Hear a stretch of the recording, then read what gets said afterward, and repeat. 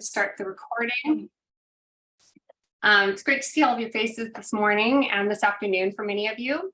We're joining each other from many various different unceded lands and territories. I myself live and work in the city of Vancouver, which is situated on the unceded traditional territories of the Musqueam, Tsleil-Waututh, and Squamish and Tsleil-Waututh nations. The Impact Relations Institute recently dedicated its July newsletter to the topic of land acknowledgements. And in that, we cited various different links and resources on how to make sure that your land acknowledgements are more than just a performative action before a meeting. So we invite you to read that. We will add that to the notes section of our YouTube upload after this. That also leads me to Jenna will go ahead and share our YouTube channel. This session will live live on our YouTube channel later today. Our YouTube channel, you can find previous Impact Councils where we've interviewed and had riveting and impactful conversations with organizations like Patagonia, Southwest Airlines, Kind Snacks, Fjällräven, and of course, Ben & Jerry's. So please look for the notes section of that for details on how to do an impactful land acknowledgement. Two final things I've already mentioned. Please go ahead and put your questions in the comment box. We'll do questions and answers at the last 10 minutes. And we have a 5-minute spotlight guest speaker before we jump into that. But before we jump into our interview, I'd like to introduce myself. My name is Melissa Orozco. I will be your host and moderator today. I'm the founder of ULU Public Relations, and I'm one of the co-founding board members of the Impact Relations Institute. If you're joining us for the first time today, the Impact Relations Institute is a 501c3 nonprofit organization that's committed to educating professional communicators on the discipline of impactful and transparent communications. And we really just want to empower and provide everybody with the tools to, with the tools and resources to use political communications as a positive force for good. Our global network consists of more than 1,200 communicators worldwide, and we all stand in solidarity to promote the importance of purpose-led communication. So we welcome you to join us in this mission by pledging at impactrelations.org. For those of you who don't know this, you would know this by signing up today. These sessions are free, and that's because a big part of our mission is to make these learnings widely accessible to folks everywhere. So if you enjoy the session, please feel free to sign up and join us for future ones. Share it with anybody that you think would really benefit from these learnings. And that leads us to our conversation. Thank you for your patience in my intro. We're really excited about our guest speakers today. We're joined by two titans in the social impact space, an individual I've had the privilege and pleasure of working with and seeing firsthand in work, Joseph Kenner. He's the president and CEO of Greyston Bakery. And with him is my dear friend and one of the co-founding board members of the Impact Relations Institute, Sean Greenwood. He has been the grand poobah of public relations for Ben & Jerry's for the past 36 years, I believe. 4-year degree, people. This was not you don't just mail this in with a coupon for your breakfast cereal. 4 years of that grand poobah degree.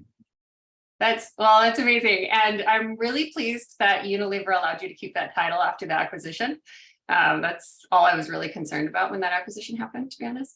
But to our topic today is formerly incarcerated and gainfully employed, how two brands have leveraged lived experiences responsibly, and we'll be reviewing a social justice framework for inclusive and open hiring.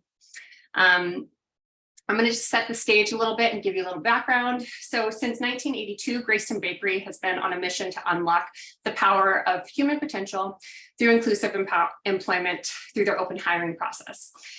Its workers who have overcome various barriers to employment, such as former incarceration and many other things. It could be a language barrier, et cetera. And I think Joseph will happily take us through those details. It's helped people overcome barriers to employment by and has allowed them to become bakers and fully, gainfully employed, and they've gone on to work in other amazing positions, and one of them is a senior director at the company now. So one of the open hiring is a big part of Greyston's brand identity, and so that's really the focus about today is how brands are incorporating this into their brand story without objectifying people with those lived experiences. So open hiring is a big part of Greyston's brand identity, and criminal justice reform is a big part of Ben & Jerry's known mission and their brand identity. And so since both organizations have been at this purposeful work for as long as I've been alive, and I'll be 40 next month, we can say with confidence that nothing about this is performative, nothing about it is opportunistic. And there's a lot that brands can learn from these two organizations on how to really meet individuals where they are in the workplace as this trend for brands to do this is growing, and making sure that they're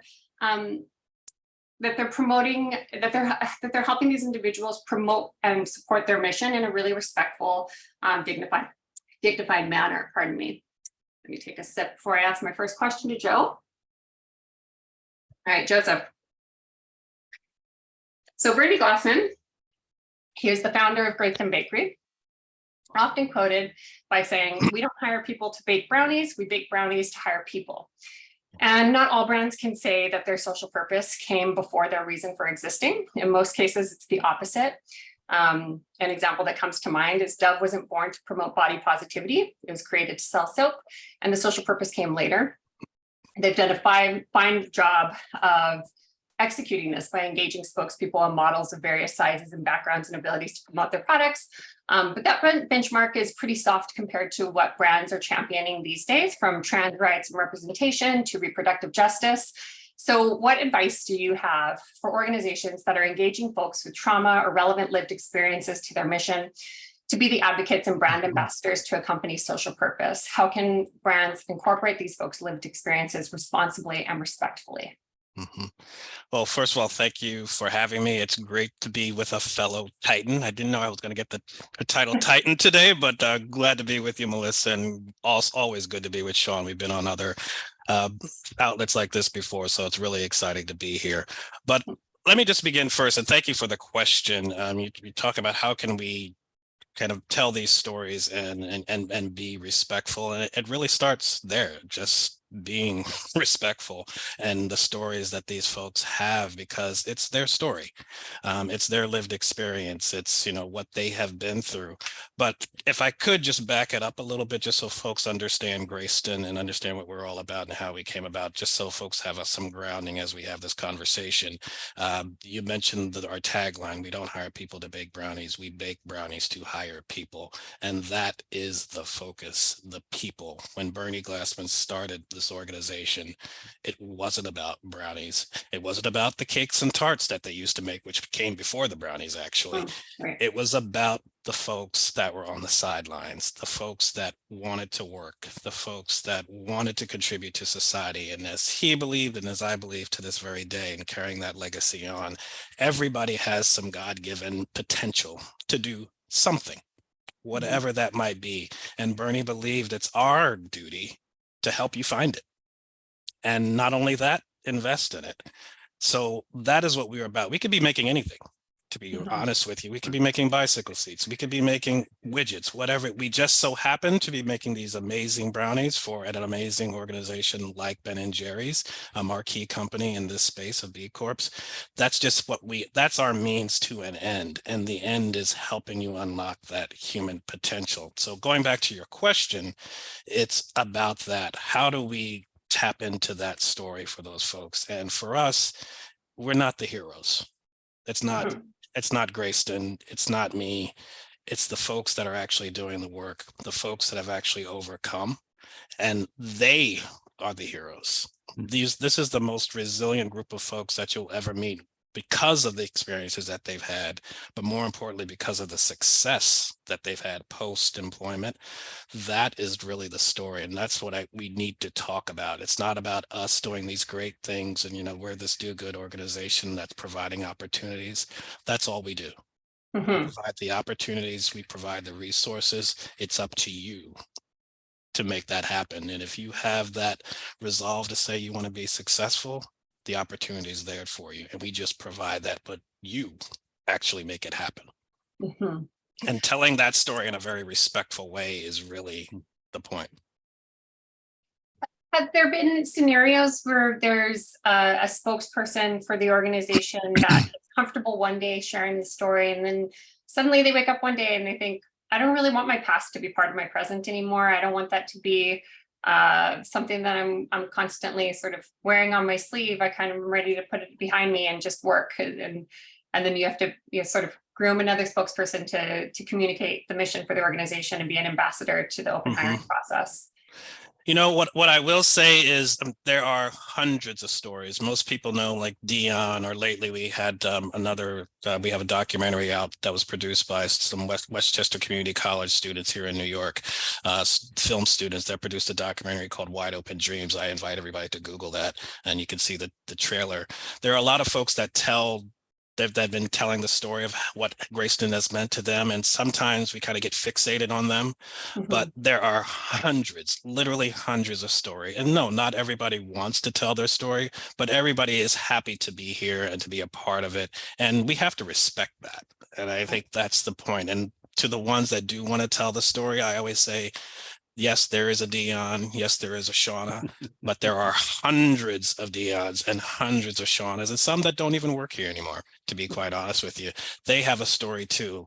To the extent they want to tell it or don't want to tell it, that's really fine. But at the end of the day is looking at the people that we hire. And I love to say, you know, we are DEI, ESG with substance, because I don't have quotas for how many people of color or women that work with us. And I have to say it is off the charts in terms of our bakers, in terms of, you know, just under 100% of our bakers are people of color or women. Naturally, open hiring does not have a target. Open hiring is put your name on a list. The next person on the list gets hired. We don't pick and choose. It just naturally, organically is DEI and ESG with substance. That's actually a really good opportunity for me to play this short clip that you shared with us before the session. That does include a little bit of that storytelling. And I think it gives a little bit more good context for our joiners today to see how this looks. So if you just bear with me, I'm going to screen share and pull up this video.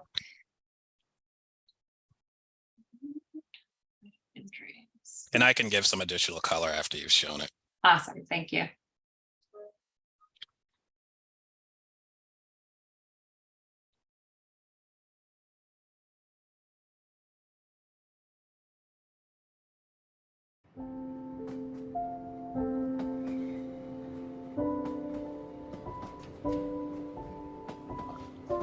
Because I didn't have that experience, or because I wasn't a male, or because I, didn't have the education, or it was so different factors that they just looked at me and was like, no.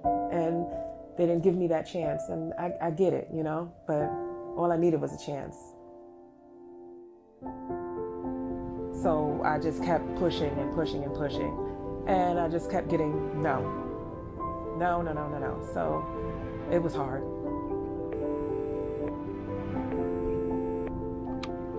Hi, Shauna. This is Melissa calling from Greyston Bakery. Please be here at 9:30 with 2 forms of ID. Congratulations. Welcome to Greyston. We focus on the future. We don't focus on the past. How do we give people hope? It's just been up, They told me yes when everyone else said no. And it means everything. Just a whole host of folks, about 10 million actually across this country, who have some type of employment barrier. Starting my lifestyle over from the negative to the positive.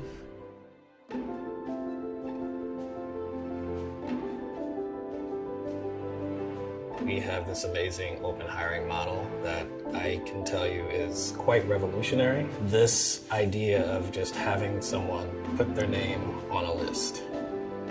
Greyston means everything. I'm stable. There's no question mark for tomorrow. I know that I have a job. I know that my bills are going to be paid. I know that my children are fed. It's a family because we're looking out for each other. They want to be part of this team. I felt like I had new life. I was able to provide for my family.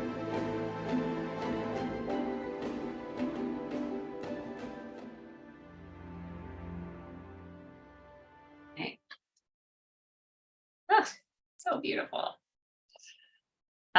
You wanted to add a couple couple notes to that, Joe, before I move on to the next question. Please go ahead. Yeah, sure. So I would say, if you, I think there's somebody. Someone Can everybody put themselves on mute again? Or you know what, actually, I beg your pardon, that's my video still playing in the background. I would put myself on mute. I'll let you answer my question. Sorry about that. Yeah, I would just say, this video, it's not, I don't know if you'll be able to see the full video on YouTube. It's still being entered into some film festivals, but it features 3 different individuals: a formerly incarcerated person, English as a second language, and obviously the focal point of that trailer was Shauna, who is a single mom. Her story was she has 5 kids, now 6. She's just had her 6th child this past week. But when Shauna was looking for jobs, I guess now 7 years ago, she couldn't get a job to save her life because, as she said, didn't have the education. She wasn't a male. There was just some issue where she couldn't get a job, to the point where she was considering giving up her kids because she just couldn't take care of them.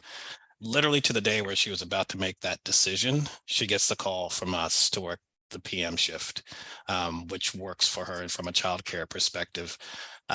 You fast forward 6 years later, at the time we were doing this video, Shauna was one of our leads on the bakery line. Today, she's now a supervisor.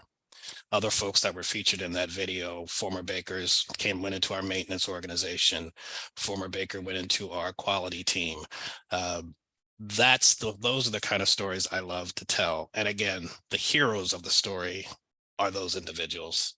Greyston is just that means. I always say we provide the opportunity, not the promise, but it's up to you to make that success. It's not even about their barriers. It's really about their potential. And as you can see, they have a lot to contribute, and it's up to us to kind of, as our founder would say, provide those opportunities and invest in our employees, as really any organization should. That's great. Thank you. I'm going to shift over the questions to Sean now, our grand poobah of Ben & Jerry's. Sean, Ben & Jerry's activism roots almost make it look too easy to establish powerful partnerships. And you all execute your mission so authentically and, most importantly, respectfully.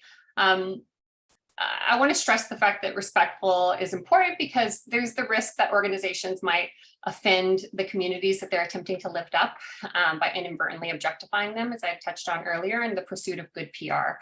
So how does Ben & Jerry's assure authenticity and respect with the various causes and activism efforts that it supports? How do people know that it's not just a PR play? Yeah, great question. And thanks for the invite. And it's always an honor. Anytime I can ever partner up with Joe and the Greyston crew, it's always something that we jump at the opportunity. And for impact relations, knowing I see some other alum here, but between yourself, Melissa, Jenna, Charlotte, Cedric, a whole bunch of folks we've worked with before. So nice to be along with some like-minded folks. And saw like Stacy posting a comment from Dr. Bronner's, right? Like some incredible organizations. And I think it's learning from all those folks, right? Because we've certainly made our mistakes along the way. And there were years where we were just, chasing fires in terms of trying to make social impact. And I think for the folks who work at Ben & Jerry's, or those folks who work with them, they know that that's a passion point for them. But I think one of the things we did that was really helpful is to stop the planning in a vacuum. The idea of saying, okay, we're going to go save folks. That's not the way it works, right? It can be great intentions, but the idea of being able to be within those communities that you're trying to represent, right? And so if the idea is, if I'm trying to be supportive and represent Greyston, and we do something without Greyston's approval, without their support, without their planning, we may totally miss what it is that they're trying to do, right? And I think similarly for all of us as organizations that are trying to get out there in those communities, I think involving those communities in from the strategy. Don't wait until the project's done and then bring it up and stand there and go, here you go, here's what we're going to do for you, because you may not really be helping. And that idea of bring them along that journey to be able to establish themselves, right? So really helpful in this work. That's great. I think it's really key, the part about bringing them in from the strategy.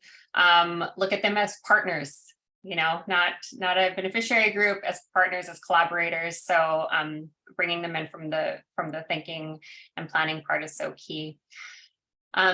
Joseph, Greyston Bakery's approach to build is is built, pardon, on the belief that a job can become a stepping stone for a better life. And the open hiring process has been a cornerstone of Greyston's mission since day one. Could you share with us how the bakers have helped transform their lived experiences as individuals with barriers to employment into powerful advocacy for radical acceptance in the workplace and more inclusive hiring practices widely? Yeah, we've learned a lot over these last 41 years, and I don't want to leave the impression that we think we're perfect and that everything that we do is all roses all the time. It's a challenge. I mean, this is bakery manufacturing.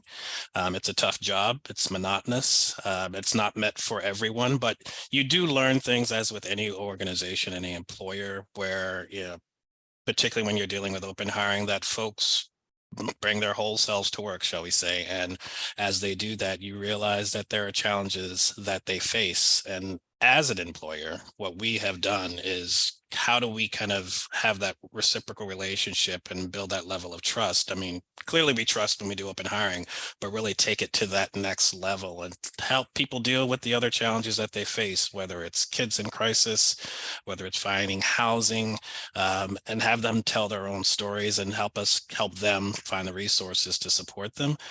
We learned over the years that what we needed to do was to hire what we call now a resource and support specialist that helps them through those challenges. And really, this person is for anyone in the organization. Doesn't have to be just the bakers. And you find, as they're telling these stories and as they're dealing with these issues, that they do want to work. But again, not everybody has the same type of social capital that many of us on this call might have, or know how to deal with some of the challenges that they face.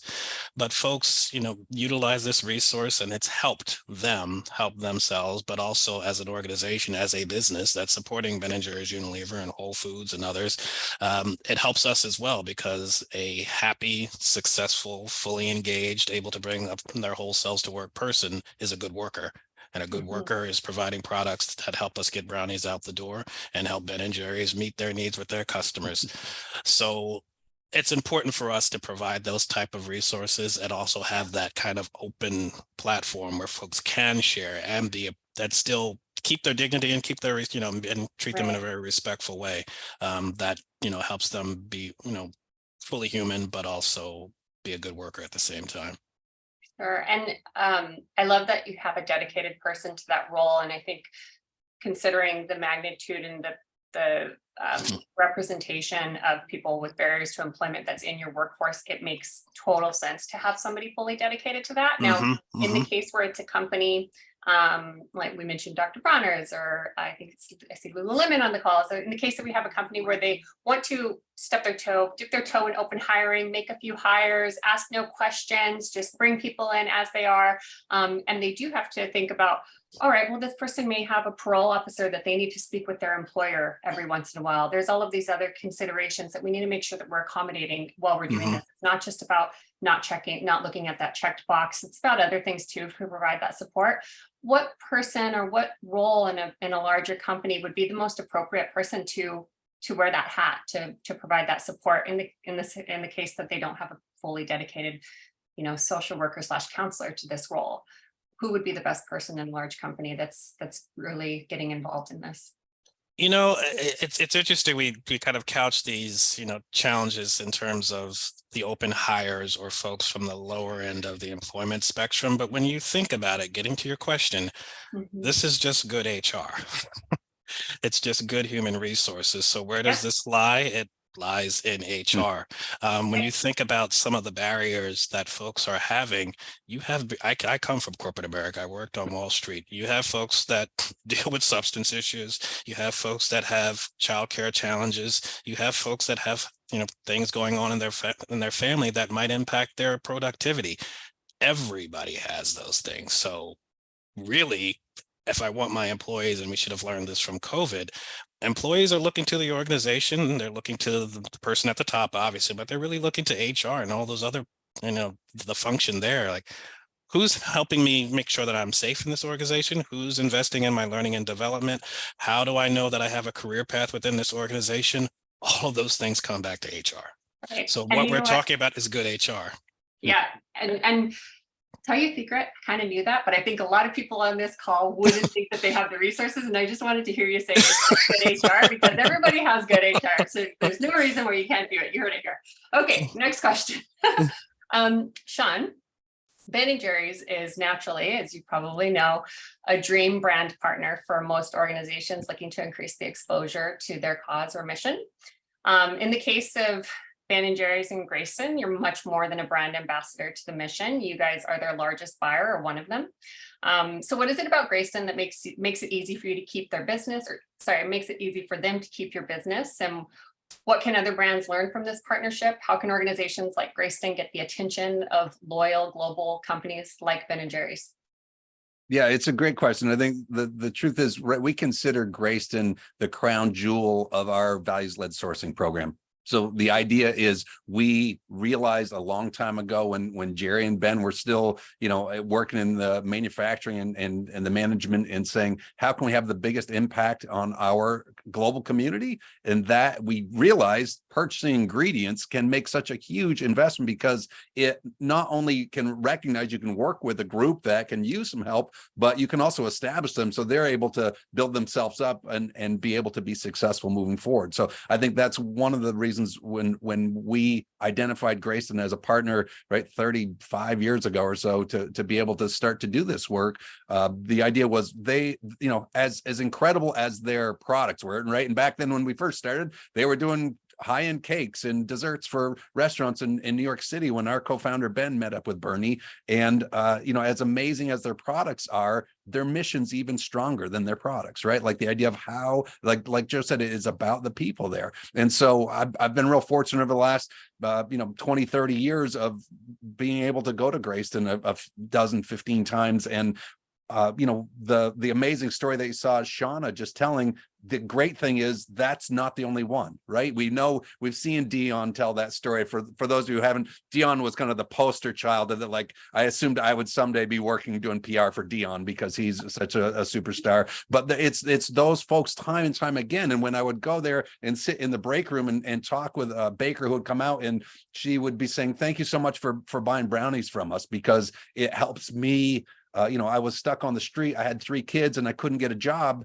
because I had nowhere to put my kids, but I couldn't make any money to have a house either because I couldn't get a job. So it's this catch-22 piece. And because of what Greyston was doing, right, it was easy for us to say, when we find those authentic partners that are really trying to have an impact on their own communities, that's where we can be super supportive. And then the tail end piece of that is using our business power to magnify, right? To be able to try to tell those stories. And when Joe started off saying, he's not the hero, we think Greyston is a hero, right? And so we always want to tell those stories. I think we shared some links to, I think Melissa has some videos for us to show. I'm gonna actually line one up right now, if that's okay. Perfect. The first one I'm gonna line up, it's just a short little video clip, a little commercial clip that sort of shows how Greyston or Ben & Jerry's incorporates the message of working with good bakers, or brownies that do good. Let me just share this real quick.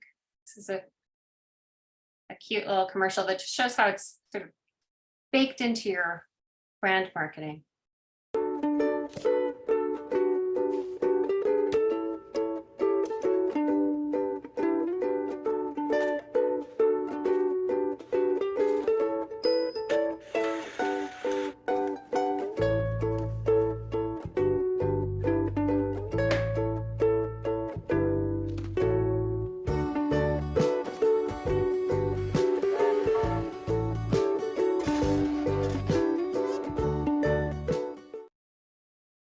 Okay, so what is good about that clip? There's one simple hearing hack. Oh, Anyone let me do that again. What's good about that clip is it's soft, light, not too heavy, but people sort of know that your brownies or your ice cream is supporting organizations that do good.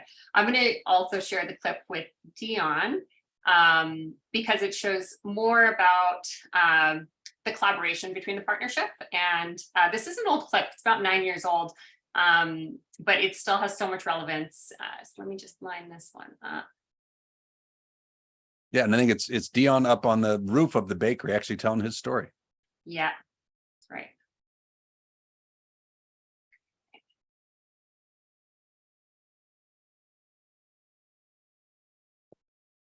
I can't explain the feeling I have coming to work every day. And I walk to work. I walk with my iPod, my little book bag with my lunch in it. It feels good.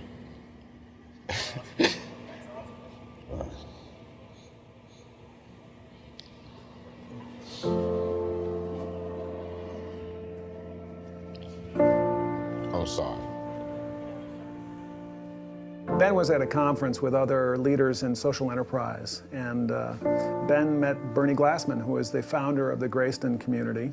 For 30 years, Greyston has been a leading social enterprise, combining contract manufacturing baking with a social justice program based around open hiring, which means anyone that walks in the front door of our bakery, we offer a job. Around the open hiring program, we have other capabilities through Greyston Foundations. We provide about 300 units of affordable housing in Yonkers and the surrounding area. We have a child care center. We have a community gardens program. We have a program to service people with HIV and AIDS. And we have a workforce development program to help train people for jobs other than in our bakery. And so Ben said to Bernie, hey, look, you bake things. Why don't we figure out what you can bake for us, which turned out to be brownies. We make ice cream, we'll put them in the ice cream, and let's make it really good, and let's see what happens. This business right here saves Yonkers. It don't matter what type of record you got, what type of police history you got. I was looking for jobs. Nobody wanted to hire me because of my background. The bakery didn't change my life, I changed my life. If I didn't get in contact with Greyston, I'd probably be incarcerated for the rest of my life. But it put me in that position to help me change my life. It's an equal opportunity place. It's not judging people on their past performance, but it's looking at what they're capable of in the future. And there's places that say that, but then don't mean it. But this place really means it. And that's what it's about with Greyston.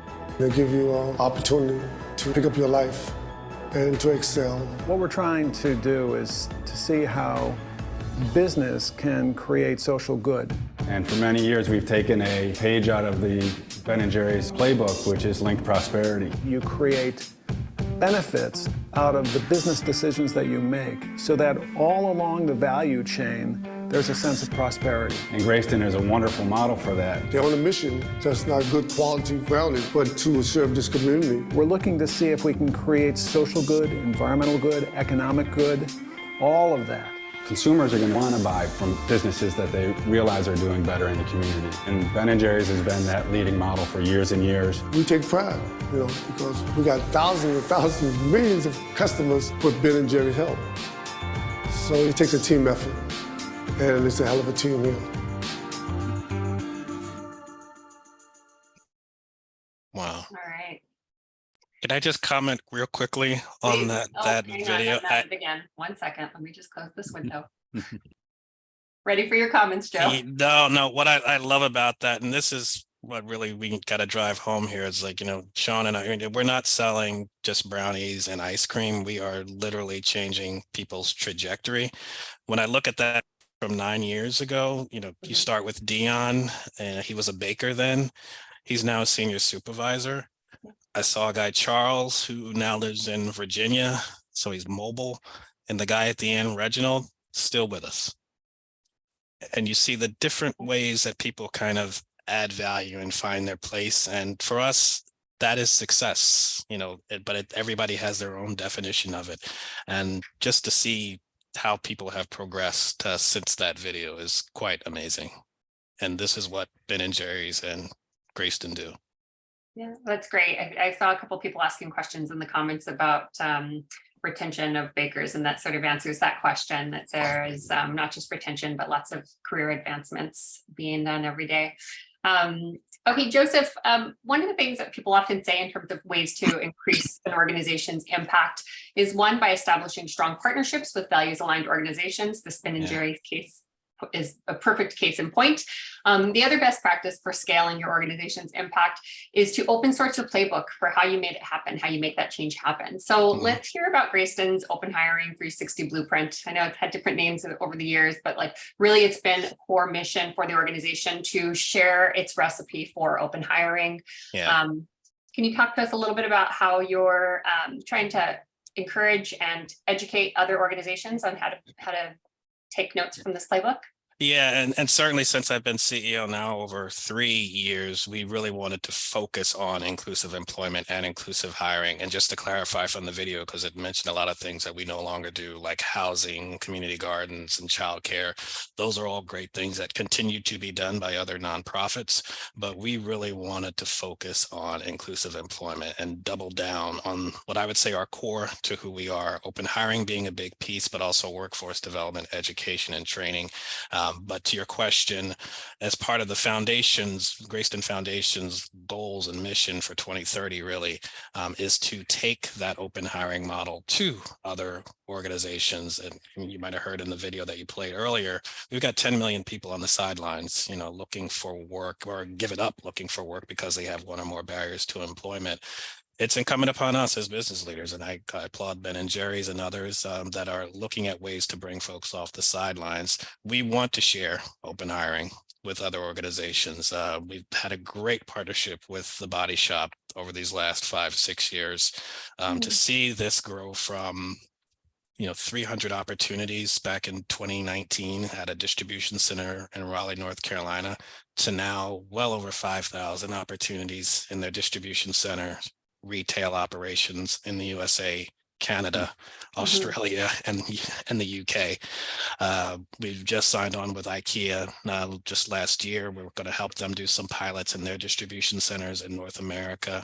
And we need other bold companies wanting to do the same thing. If you've got an entry-level position where someone can learn the job on the job and all that's required is the desire and the will to be successful, and you teach them everything else, do I care what your past was like?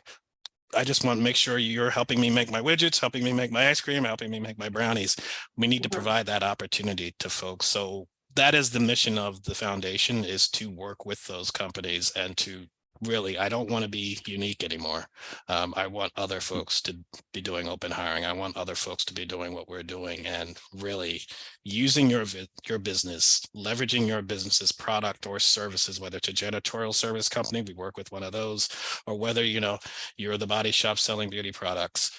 How can we change folks' trajectories with our amazing products and our businesses? That's great. You answered a bit of my next question, but I'm going to go ahead and ask it for both of you anyway as we conclude this question portion of the session. As pioneers in this field, this is to both of you. Is there any more advice that you have from either of your brands, or from either of your brands to other organizations that are looking to incorporate similar strategies to hire individuals with lived experiences to promote social change? You go first, Joe. Okay. What I would say, and I get this a lot when I talk to different audiences, people get a little apprehensive when you say open hiring and they think, oh my God, I got to do my entire organization or my entire manufacturing facility and do open hiring. Take baby steps, and particularly in the larger organizations, public companies. And I come from a public company, so I understand all of the different machinations and all the bureaucracy that you have to go through. But just take a baby step and either take a portion of your workforce or one job and just make that your open hiring job. We'll work with you on how to set it up and to move forward. But just take that first step and see, just like the Body Shop did, pilot it for however long you feel you need to do it. But really, it's about just taking that first step and starting with that one job or that portion of your workforce or that one unit in, Boca Raton, Florida, or Pittsburgh, Pennsylvania, and saying, this is going to be our open hiring pilot, and test it. But get started somewhere and don't get so caught up in, the idea that this is a radically different way of looking at things. And to my classically trained HR folks, I get it. But really, if you look at where we are today, we still have, I think it's over 9 million now, unfilled jobs. We're not doing hiring very well right now. So we really have to figure out other ways to bring folks into our organization and look at how we're doing it and then where we're looking for the talent. I think that's really where we need to start. So that would be my advice. And we're here to help you. So it's really reaching out to us and we can be on this journey together. Great. I just basically reiterate what Joe was saying. My first thought is, always when people ask, like, they'll say, we don't have a social mission department in our business, but we believe we want to do something good. How do we do it? And it's always start small. don't start by saying, all right, I'm going to try to, go out and save the world. When you look, for most of us in our businesses, you have an impact right in your local community. And so if there's a way to be able to do that in your local community, to be able to start small and say, I'm going to hire someone 4 hours a week to come in and work and, help us at a temp job. And then to be able to say, yeah, that was an open hiring candidate. That was somebody who may have had a barrier to employment, and see how well it works out and be able to reinforce that. And the last piece, I think, and again, this is where Joe ended, they're experts, right? Like Ben and Jerry's not an expert in this. Greyston is. And so don't feel like you need to do this alone. There are plenty of organizations. Yeah. Greyston is leading this work that you can reach out and say, here's what I've got. We've got 3 manufacturing sites in 3 different states, and we want to do this. And could we put it in? Like, a lot of this work has been done. And I think the beautiful thing about being, fellow B Corps and folks who are working for companies that have a mission, that are values led, is we want to share that information. So everyone doesn't have to start from scratch. They can build on the work that others have done. And when you see the excellent work, Greyston has been through it all with their work staff. They know they can say, let's have a discussion with your HR people lead and be able to be prepared for this, to be able to wade into those waters, do it thoughtfully and deliberately, and then build on that success. Mm-hmm.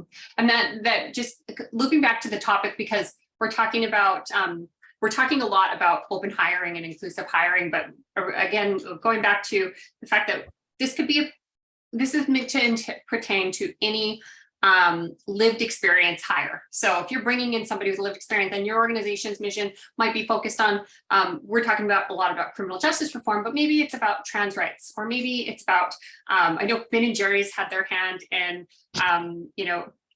legalizing gay marriage. This is how long you guys have been doing it. So that's up at front right now. But like, whatever the mission is, whatever the activism effort is, incorporating somebody with the lived experience to be an ambassador in your team, to make sure that your company lives and breathes those values, that it's not just a campaign that's attached to something that's a hot topic at the moment, but that it's being incorporated responsibly. So please just try to keep that in mind as you're listening to all of this, that this is a very, narrowed focus on criminal justice reform and open hiring, but you can apply all of these tips of starting small, finding an impactful partner to whatever cause or mission or activism effort you are trying to achieve with your organization. So I'm going to open it up for questions and answers in a minute, but before I switch over to audience Q&A, we have a special guest in the audience, Andrew Gibbs Dabney. Sorry about that. He's the CEO and the founder of a sustainable clothing brand called Lives In, which is based in the Ozark Highlands. When Andrew first started his clothing brand, he was faced with some unexpected adversity in the light of something that happened in his past many years ago. So I'll go ahead and let Andrew share his story. And I think he's going to have a question for the two of you, being sort of early in his game, approaching what you guys have been at for as long as my life. So Andrew, I'll push it over to you. Thank you. And first of all, thanks for putting this on. Thank you so much to the speakers here. It's been really cool to hear this and hear the stories that y'all told, and the impact that's been seen through all of it. It's very inspiring. So happy to be here. My company, like she said, is Lives In Designs, shortened just for Lives In. We do sustainable outdoor apparel. And my experience with addiction and incarceration actually led to the founding values that Lives In's built on. The name is actually from Lives Nutare, kind of Lives in Jutare is the kind of English phonetic interpretation of that. Is a Swedish word that means one who lives life fully. And one realization I had as I was locked up and going through recovery and looking at potentially 40 years to life in prison, but ended up obviously coming out on the better side of that, was that life is more about collecting experiences and sharing those with friends and family than it was about the stuff that you had, right? So with outdoors and where I come from, which is those Ozark Mountains, those are Highlands, as Melissa referred to it as, I love that term, is that I wanted to spend more time outside, and I wanted to spend more time outside with friends. And what that means in outdoor clothing is that we need to make very functional, very versatile clothing that lasts a long time, that can work in the outdoors, but also can be worn everywhere else, right? So that you don't have to own so much stuff. It's about experiences, not stuff.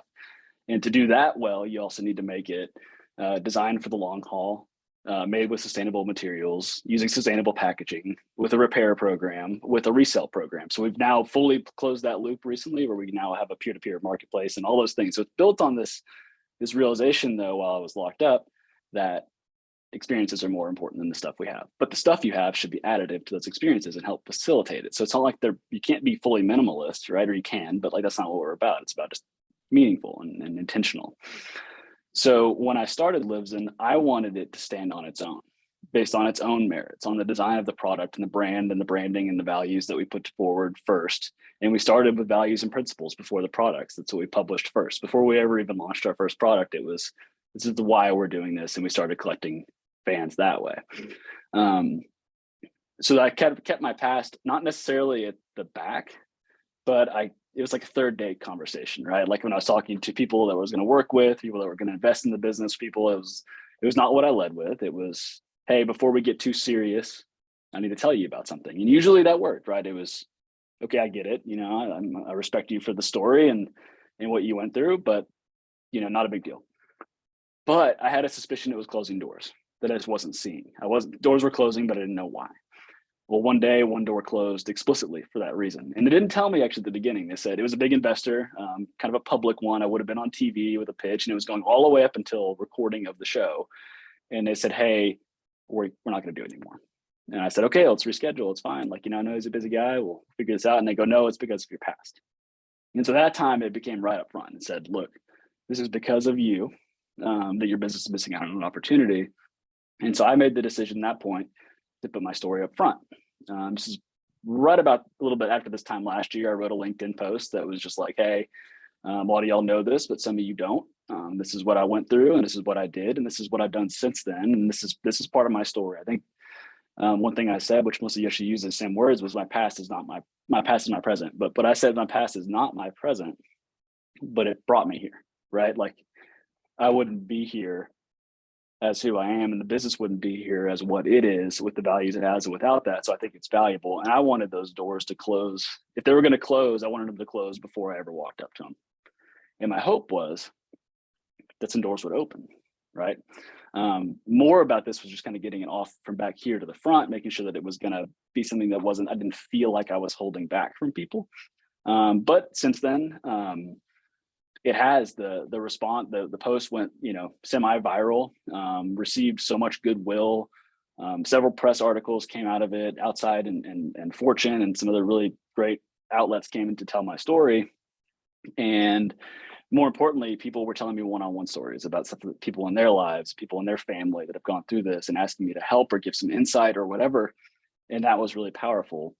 And here we are now. Livesden is successful on its own merits.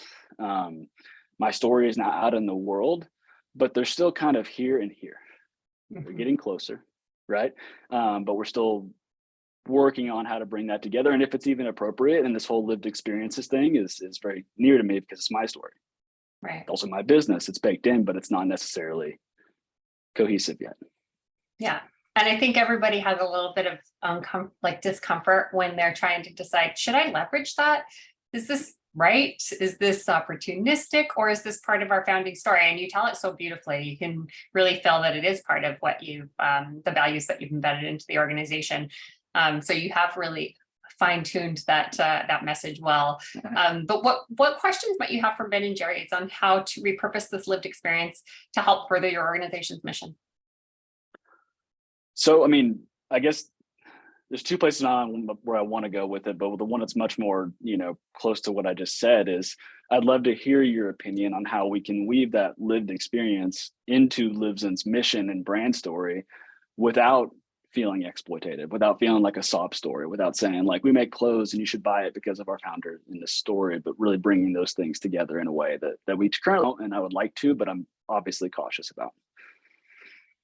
I think it's a great opportunity in front of you, Andrew, and thanks for sharing the story. I do think, you know, for one of the things that's worked successfully for Ben & Jerry's is tying in our product with our mission. So if there's any way that you can tie in a product line, and, you know, something that you say, this is directly inspired by my history, by my, right? If it's designs, if it's, you know, new products, anything that you can connect that way. And I think, you know, the big picture for all of us. When you've got some pretty impressive businesses tuned in here today, right?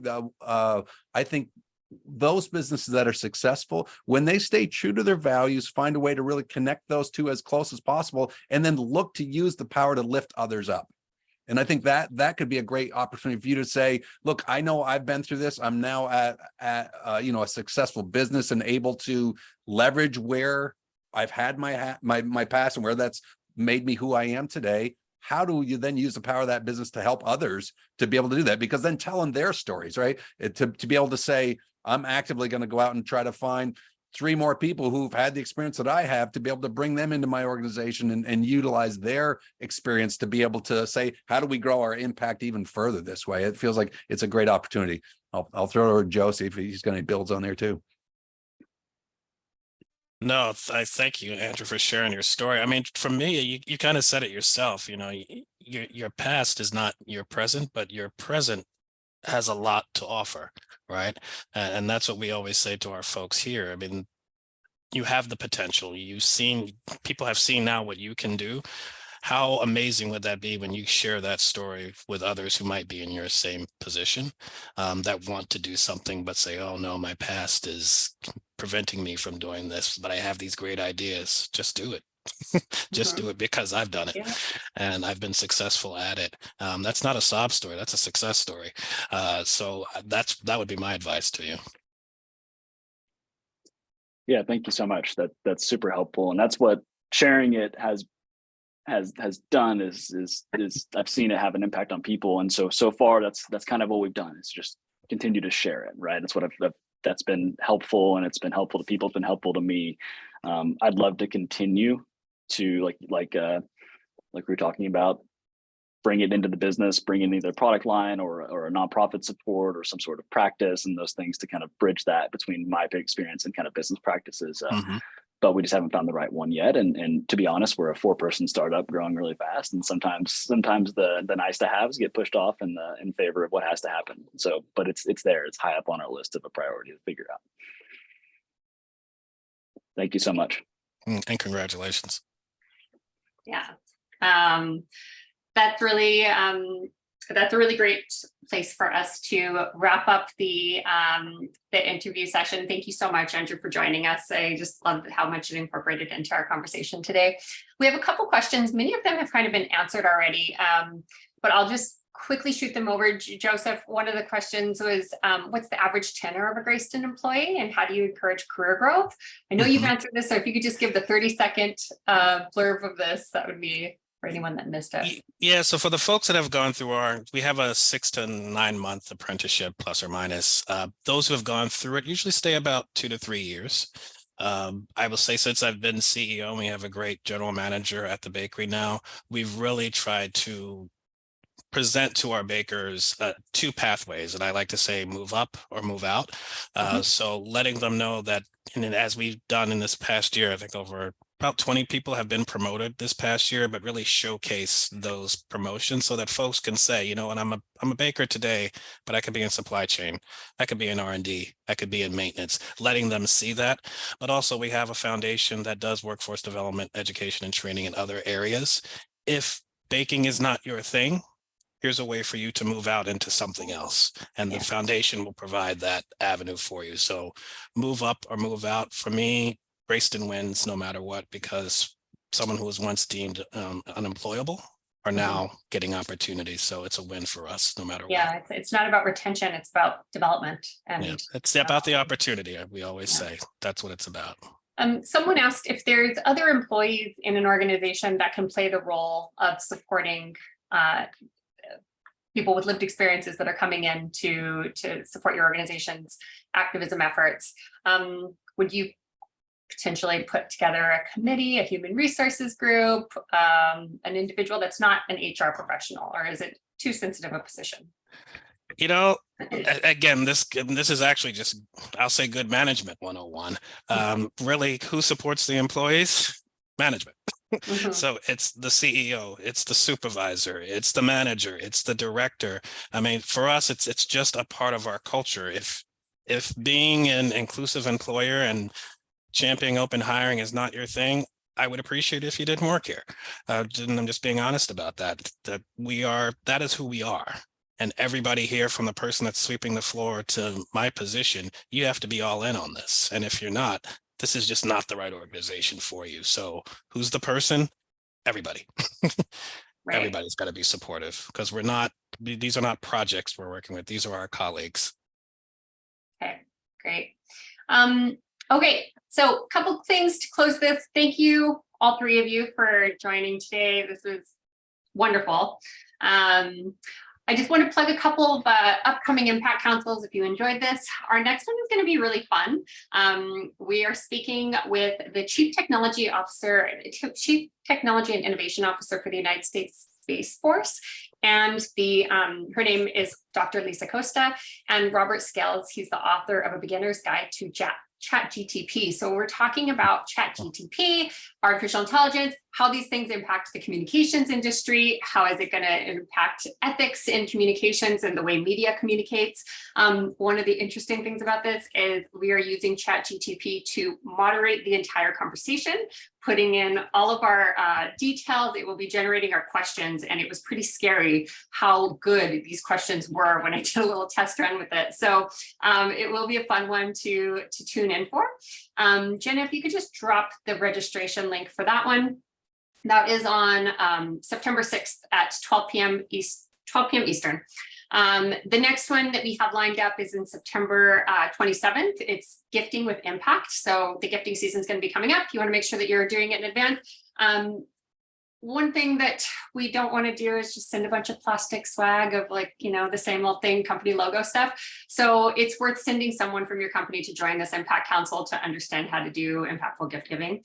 And then finally, I want to give a shout out to our media partner, 3BL Media. 3BL Media enables companies to quickly and easily distribute ESG related news, content, and content to key stakeholders, investors, and helps with your rankings for agencies, NGOs, and more. So if you don't want to amplify your organization's communications efforts, use 3BL. We use them. They're fantastic. They're fantastic for anybody looking to get news out. You want to make sure that you're talking to the audience that actually cares about the issues that you care about. So they're a very practical media distribution partner for organizations like everybody that's here today. And that perfectly times us at the end of our hour. Thank you everybody for your time. This was really fun. Joseph and Sean, I hope to talk to both of you again soon. It was great chatting with you and learning from you and collaborating with you. Thank you for having us. We appreciate Thank you. We'll just drop a couple of the links into the chat as people sign off for the registration. But everybody enjoy your day, enjoy your weekends. I know it's only Wednesday, but I'll be on for the next couple minutes if anybody has follow-up questions too, as I just drop some of these links in. Thank you, everyone. Thank you. Thank you.